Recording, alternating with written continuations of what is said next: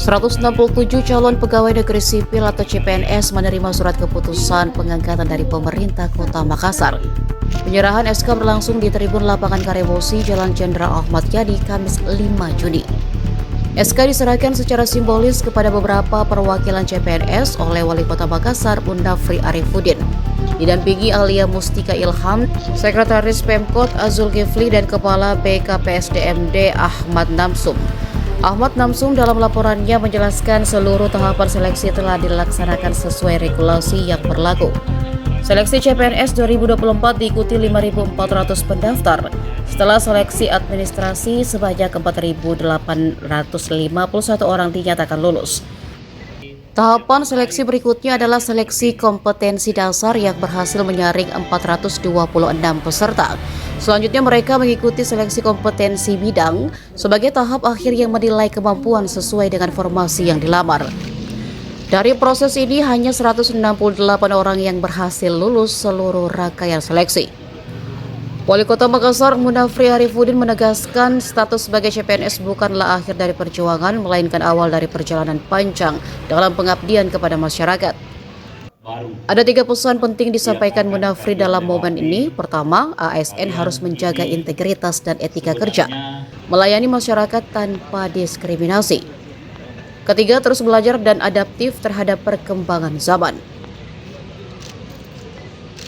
Pertama, pegang teguh integritas dan etika kerja. Jaga nama baik diri instansi dan pemerintah Kota Makassar. Jadi kalian adalah cerminan dari pemerintah Kota Makassar. Dimanapun kalian bertugas, dimanapun kalian berada, identitas kalian sebagai bagian dari pemerintah Kota Makassar sudah tidak bisa dilepaskan lagi. Jadi kalau ada yang berbuat tidak senonoh, pasti pegawai Pemkot itu yang tidak mau kami dengar ke depannya. Akan diserahkan 167 CPNS baru Kota Makassar yang tentu proses seleksinya sangat ketat, sehingga insya Allah dengan 167 ini akan lahir aparatur andal masa depan Makassar ke depan. Setelah penerimaan SK, kapan mereka akan berkantor di Pemkot?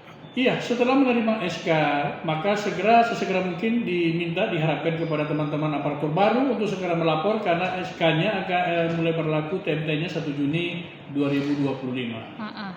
Berimplementasi segera melakukan proses untuk melapor dan bekerja secara optimal, membantu pemerintah kota dalam tugas-tugas yang telah diemban sesuai dengan fungsinya di formasian mereka. Ya, sekarang ini ASN P3K sementara proses penetapan NIP oleh BKN. Insya Allah mudah-mudahan dalam waktu yang tidak lama, kemungkinan besar itu TMT-nya 1 Juli 2025 bagi yang lulus di tahap pertama. Dan kalau 1 Juli 2025 maka insya Allah akan dilaksanakan penyerahan pengambilan sumpah sebagai ASN P3K itu sebelum 1 Juli 2025. Download Tribun X sekarang, menghadirkan lokal menjadi Indonesia.